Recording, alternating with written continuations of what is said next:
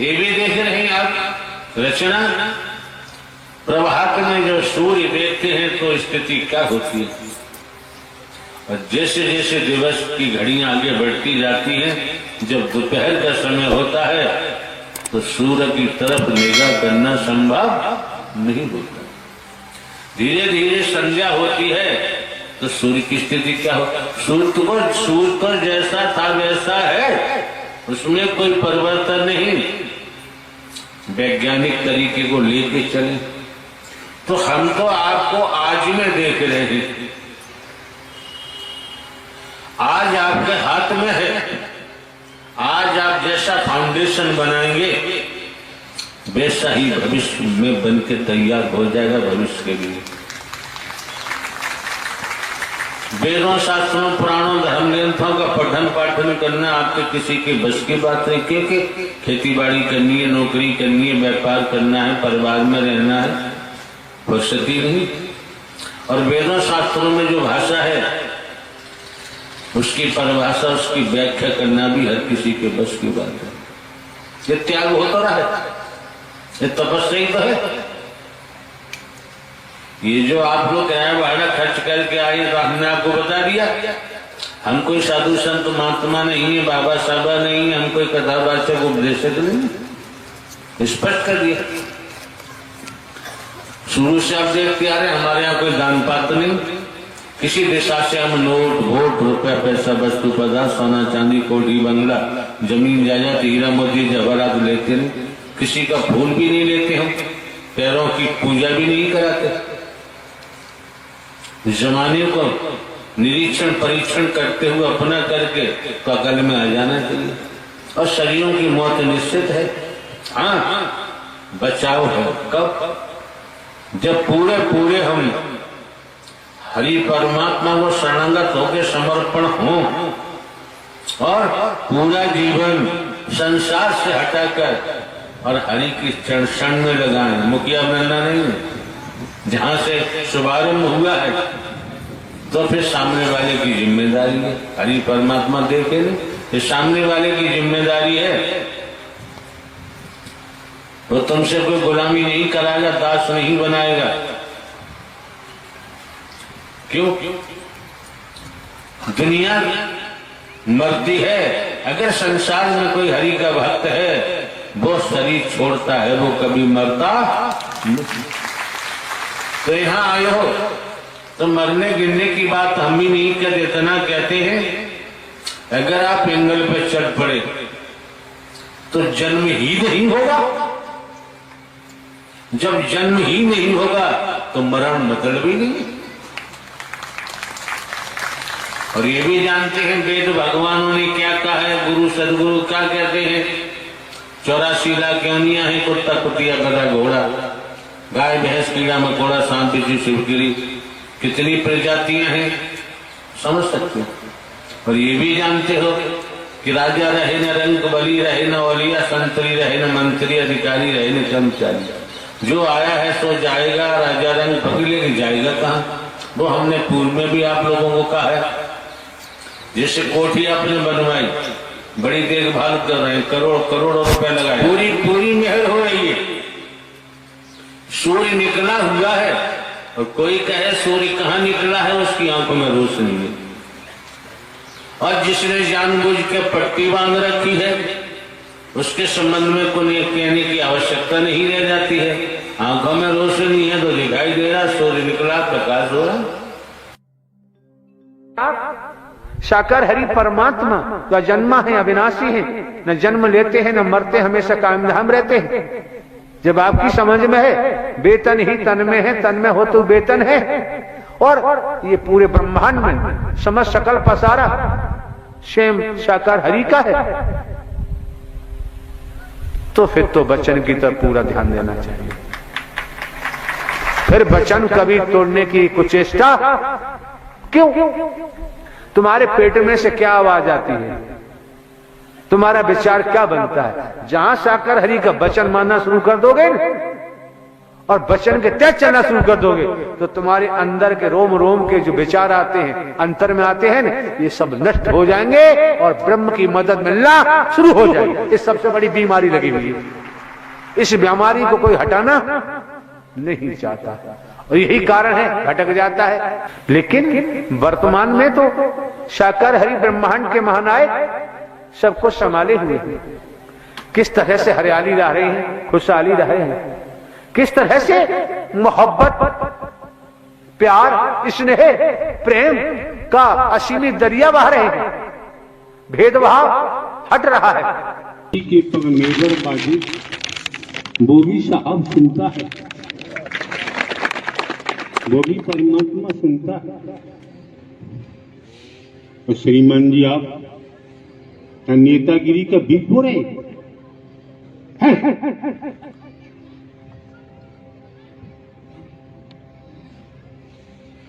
अपने क्रियाकलाप वहीं तक रखो। आने वाले महापुरुषों को गुमराह करने की कोशिश न करें, चेष्टा न करें। क्यों? वैसे भी समाज में high school, intermediate, BA, MA, double MA, LLB, LLM, PhD नजदीकी से देखो तब समझ में आता है कि गुमराह करने वालों की कोई कमी नहीं है। हाथ में माइक आ गया तो गुमराह करते हैं, कानों से चार बातें कहीं से सुन ली तो समाज के लोग गुमराह करते हैं। किन्हीं पुस्तकों को पढ़ लिया, अर्थ का अनर्थ करते हैं।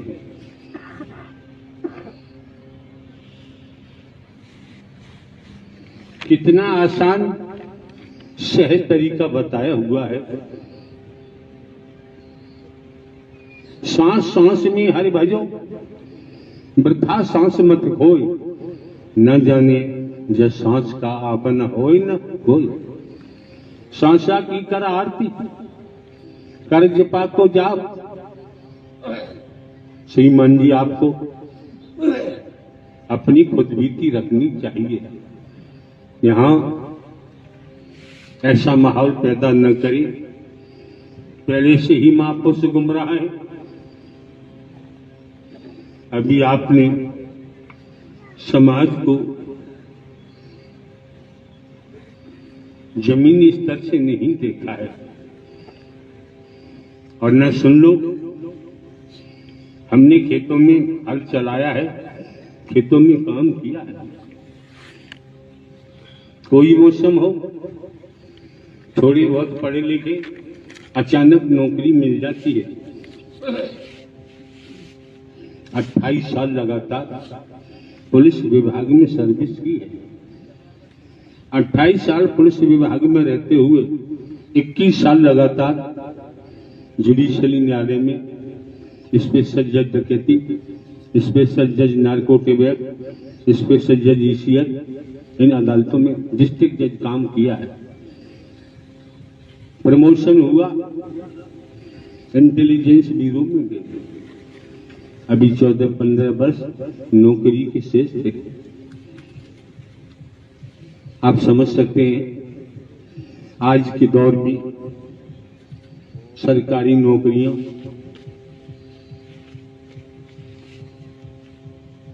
क्या वजूद रखती हैं। आप समझ सकते हैं पुरानी सर्विस होने पर कर्मचारी अधिकारियों के प्रमोशन होते हैं, उनको सैलरी भी अच्छी मिलने लगती है। श्रीमान जी ध्यान रखो, जब नौकरियां मिलती नहीं तो हम अपनी मर्जी से इंटेलिजेंस ब्यूरो से पेंशन लेकर नहीं आए। जब अपनी मर्जी से हम नहीं आए हैं कौन नौकरी छोड़ देगा? नौकरी छुड़वाकर 14-15 वर्ष पहले जो हमको लेकर आए हैं वो नारायण हरि परमात्मा लेकर आए हैं। देखो, समझो, परखो, परखने का प्रयास करो। लगभग आमतौर पर 26 वर्ष इस मानव मंगल मिलन सद्भावना समागम के मार्ग पर चलते हो गए। दुनिया का किसी भी लेख का हमने स्वाध्याय नहीं किया। जब पढ़ते थे सरकार शिक्षा विभाग के द्वारा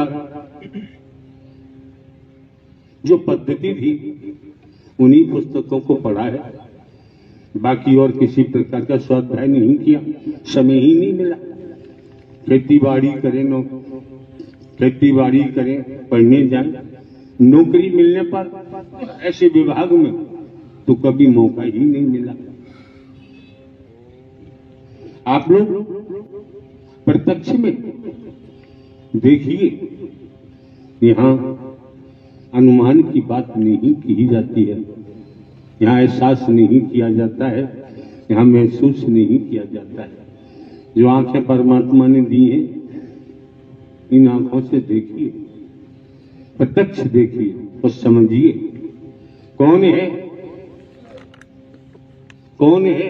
कोई होगा न होगा, लेकिन इन 26 सालों में आज तक हमने कोई दान पात्र नहीं लगवाया है। किसी दिशा से हम नोट वोट, रुपया पैसा, वस्तु पदार्थ, सोना चांदी, हीरा मोती, जवाहरात नहीं लेते। यहाँ तक कि भिन्न भिन्न प्रांतों में कहीं भी गए हैं, कहीं भी जाते हैं, शहरों में, कस्बों में, नगरों में, महानगरों में, ग्रामीण अंचलों में, कितने ही समय मनोमंगल मिलन सद्भावना समागम के लिए समय लगाना लगे, किसी का हम भोजन कहीं ग्रहण नहीं करते। जरूरत नहीं, आवश्यकता महसूस नहीं करते। ये 3 लोग साथ में रहते हैं, लड़की इनकी माँ है, इनको 23 साल साथ में रहते हो गए। इनके पिताजी धाम पर रहते हैं, शरीर की जन्मभूमि पर। आप समझ सकते हैं, ये इनका प्रसाद भी लंगर से आता है, लंगर से लेते हैं। समझिए, ये भाषण देने का स्थान नहीं है, समझने का प्रयास करो। हर किसी के, अरे भाई मोटी सी बात है, बैंक में बैंक मैनेजर है, अकाउंटेंट है, सरकार का पैसा है, पूरे समय मन लगा के काम करते हैं, लेखा जोखा रखते हैं, सरकार का एक नया पैसा इधर उधर नहीं होने देते। ये आयोजन सत्य का साथ किस किस को कहां का दिया गया, सत्य के साथ के बहाने उन लोगों ने महापुरुषों को लूटा चंदा किया और धन इकट्ठा किया, 20 लाख रुपया इकट्ठा किया, 2-3 लाख खर्च हो गया, बाकी सब खा गए। ये सब जो आयोजन करा रहे हैं, इनके पिताजी भी जेलर हैं झुंझुनू में, ये भी सरकारी कर्मचारी हैं, ये आयोजन करा रहे हैं। जो हमारी जानकारी में है, इनको ही आयोजन दिया गया है, इन्होंने ही अपना तन मन धन आपको बुलाने के लिए, आपकी सेवा करने के लिए ये व्यवस्थाएं जुटाई है। अतीत कितना मजबूत है और वर्तमान और सत्य के नाते बड़ा दिया। क्यों? अच्छा कर्म करेंगे परिणाम अच्छा होगा, बुरा कर्म करेंगे परिणाम बुरा होगा।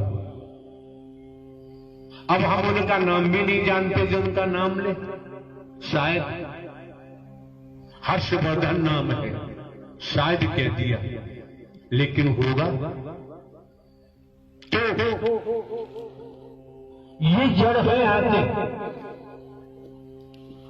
अतीत की कमाई वाली आत्मा है, अनंत कालों से भटक रही थी।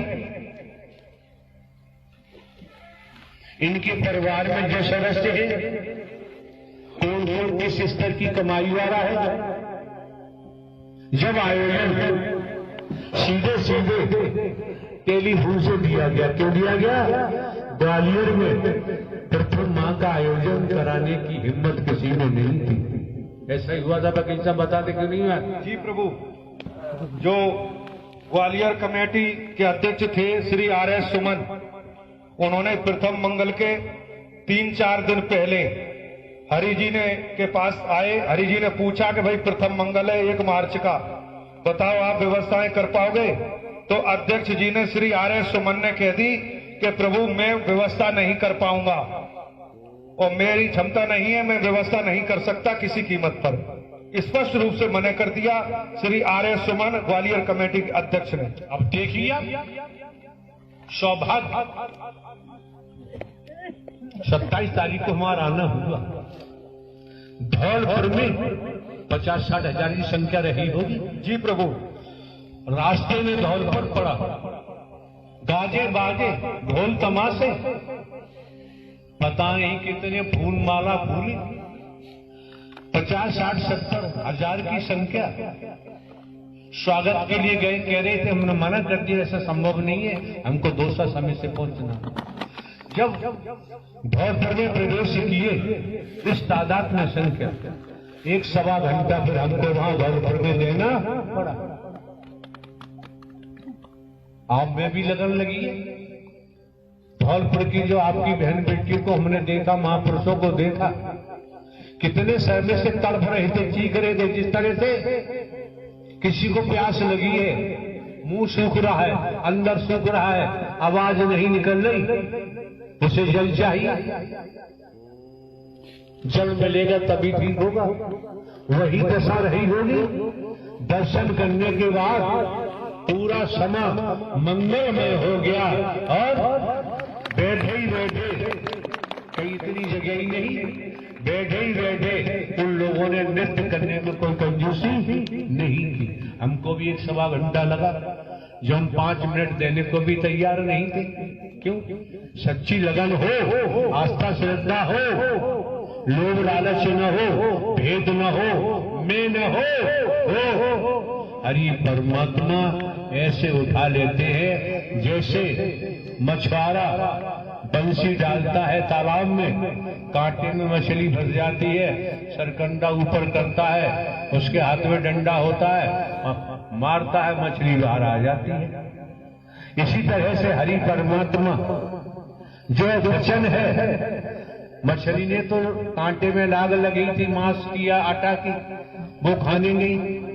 जो आत्मा, जो महापुरुष हरि परमात्मा के वचन को पकड़ेगा तो हरि परमात्मा वचन के कारण ऐसा झटका मारेंगे कि संसार रूप भवसागर से पार उतार देंगे।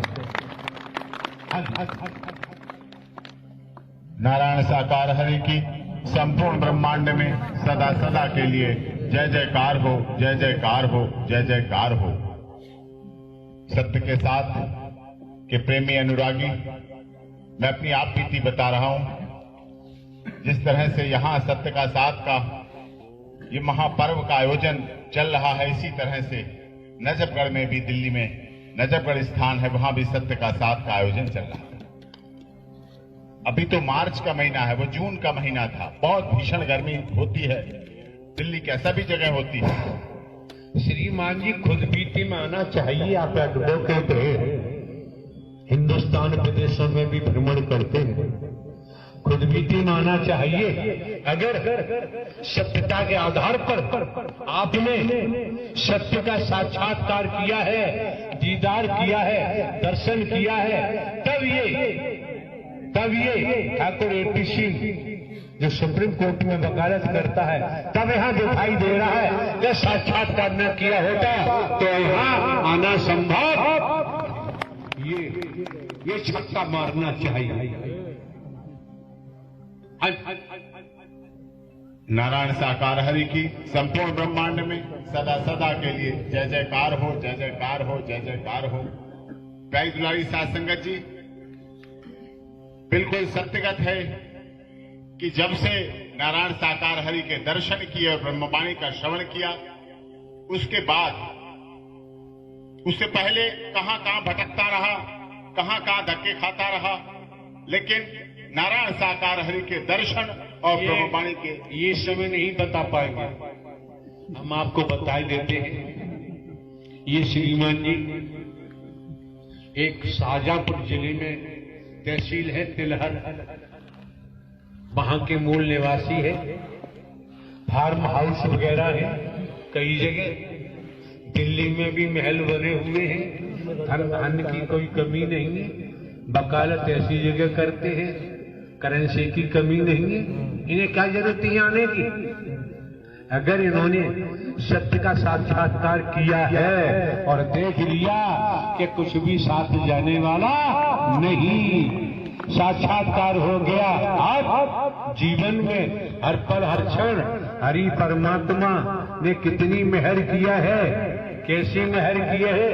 क्या सरकार के किसी विभाग में किसी को नौकरी मिल जाती है, चाहे पीएम की हो, अधिकारी कर्मचारी की हो, तो जहां जाता है यही कहता है, कहाँ भैया क्या कर रहे हो? कि सरकारी नौकरी कर रहे हो। और सरकारी नौकरी की सुनकर सामने वाला संतुष्ट हो जाता है, इससे आगे कुछ कहना ही नहीं है, संतुष्ट हो जाता है। ये कोई संस्कार था न था हम नहीं कह सकते, लेकिन प्रारब्ध था, उसके कारण हरि परमात्मा ने अपने विभाग में सेवा का कर्म दे दिया है। इससे बड़ा कोई सौभाग्य किसी आदमी ने नहीं दिया है। ब्रह्मांड के रचयिता ने दिया है, ब्रह्मांड के संचालन कर्ता ने दिया है, ब्रह्मांड के संहार कर्ता ने दिया है। इससे बड़ा सौभाग्य और क्या होगा?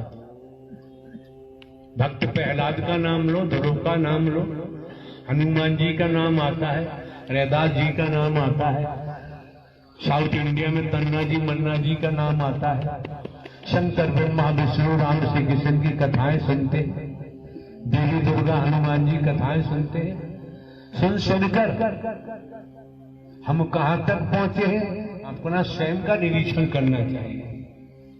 अगर हमारा बेगियर जा रहा है तो फिर हमें सतर्क सावधान हो जाना चाहिए, अटेंशन हो जाना चाहिए। क्यों? ये जीवन बर्बाद करने के लिए नहीं मिला है। अनंत कालों से तो इस भवसागर में मृत्यु लोक में भटकते हो गई। अब सद्ज्ञान मिला, अब तारनहार मिला है, अब संचालन करता मिला है, अब संहार करता मिला है। वो कौन सा शब्द था, कौन से धन से प्राप्त हुआ, तब संसार की संरचना हुई, तो कौन सा धन था, कौन सा शरीर था, जो शब्द का प्राप्त हुआ, संसार का संचालन हो रहा है, तो कौन सा धन है, कौन सा शरीर है, वहां से वो शब्द का प्राकट होगा तो संहारक का भी होगा। तो अगर हमारा समर्पण है तो हमारी भी नैया भविष्य पार जरूर होगी। कैसे होगी? कैसे? लड़की की शादी होती है, उसकी माता जब डोली में बैठालती है ससुराल के लिए, अटेंशन होके सुनिए, क्या कहती है उसकी माता? ये जमुना देवी अपने आप हमने बना लिया, कोई यहां जमुना बैठी है हो, उससे हमारा मतलब नहीं है। हे जमुना देवी बेटा सुन, अब इधर ईयर की तरफ मुड़ के मन देखना, क्यों? अब तू जहां जा रही है बस वही तेरा घर होगा। अब लड़की विचार करती है 20 वर्ष हो गए मुझे मायके में पीहर में, माता पिता को मैंने अपना माना, भाई भाभीियों को मैंने अपना माना, भतीजी भतीजों को अपना माना, कोठी को अपना माना, फार्म हाउस को अपना माना, सबको अपना मानती रही। मेरी मम्मी ने एक पल में सब खत्म कर दिया, सब खत्म कर दिया। अब मैं ससुराल जा रही हूं, अगर वहां भी ऐसा हुआ तब मेरा क्या होगा? ये कॉमन सेंस की बात है, ये समझने की बात है। तब क्या होगा? अब विचार करने लगी। ससुराल पहुंचती है लड़की दुल्हन बनकर, अब वहां काम काज में लग जाती है। परिवार है, बर्तन भी साफ करना है, खाना भी बनाना है, झाड़ू भी है, एक नहीं अनेक लोगों के कपड़े वस्त्र भी साफ करने हैं, बर्तन भी साफ करने हैं। और जिसके साथ शादी होके गई उसका अभी मुख भी नहीं देखा लड़की, उस दुल्हन ने। लगी रही कर्म करती रही, समझो पकड़े बोला जा रहा है, कर्म करती रही, कर्म को नहीं ठुकराया तो समय आने पर पति टपक पड़ा। क्या बोला? पति उसके सामने टपक पड़ा। अगर वो काम को छोड़ देती तो समस्या खड़ी हो जाती, कर्म नहीं छोड़ा तो कर्म करने के बाद पति टपक पड़ा। जब पति टपक पड़ा, अगर हम भी वचन मान के कर्म करेंगे तो हरि परमात्मा आपको लेने को कब टपक पड़े सामने दिखाई देगा, कहीं तलाश करने की जरूरत नहीं पड़ेगी। और आप हरी बात जानते हैं, राजा रहे न रंग, बड़ी रहे न औलिया, संतरी रहे न मंत्री, अधिकारी रहे न कर्मचारी, जो आया है सो जाएगा, राजा रंग फकीर। जिसके तन का समय आ गया मृत्यु होगी। लेकिन देखना यही है, जो जज साहब का एग्जाम पर प्रस्तुत किया था, कर्म की मार से कोई बच नहीं सकता। आज आपको शक्ति का साथ देकर मानव मंगल मिलन सद्भावना समागम के माध्यम से आपके जीवन को खुशनुमा बनाया जा रहा है, आपके जीवन को आनंदित बनाया जा रहा है। दुख हो चाहे सुख, आनंद से जीने की कला दी जा रही है। और आत्म कल्याण करने के लिए दर्शन और वचन का पालन, एक ढेला चढ़ावे की बात नहीं कही जा रही है।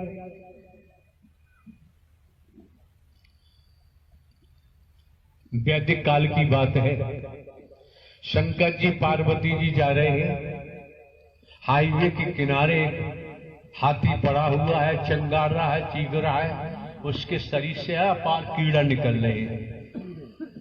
आगे बढ़ के पार्वती जी ने कहा, नाथ इतना विशाल काय पशु है, कितनी पीड़ा होती, इसके शरीर से कीड़ा ही कीड़ा निकल रहा है।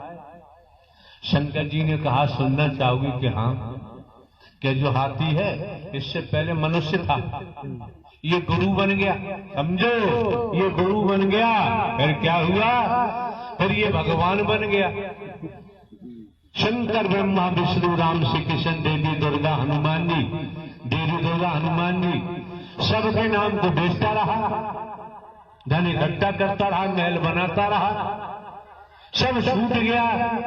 वही कर्म मरने के बाद ही हाथी बना है, भोग रहा है, और इसके पेट में जो कीड़े निकल रहे हैं वो सब इसके शिष्य हैं। शिष्यों ने भी शंकर ब्रह्मा विष्णु राम श्री कृष्ण देवी दुर्गा हनुमान जी के नाम को बेचा। कर्म पीछा छोड़ता नहीं। जब बेटा बेटी माता पिता के नाम को बेचेंगे, पिता बर्दाश्त नहीं कर सकता, तो हरि परमात्मा ब्रह्मांड में साकार में वो भी बर्दाश्त नहीं कर सकते, और किए हुए कर्मों का भोग भोगना ही पड़ता है। और हमारे द्वारा पूर्व में भी कहा गया है, जन्म लेने वाला मरने वाला परमात्मा हो ही नहीं सकता। हमारे द्वारा पूर्व में भी कहा गया है, वेतन है, वेतन ही तन में है और तन में रहते हुए वेतन है। सब कुछ तो खुलासा किया हुआ है। ये आपसे प्रैक्टिस और हो रही है, जिससे मजबूत बनते जाए तो बात बन जाए। नहीं करो तो आपकी मर्जी। यहां पर सबका क्या नाम बताओ।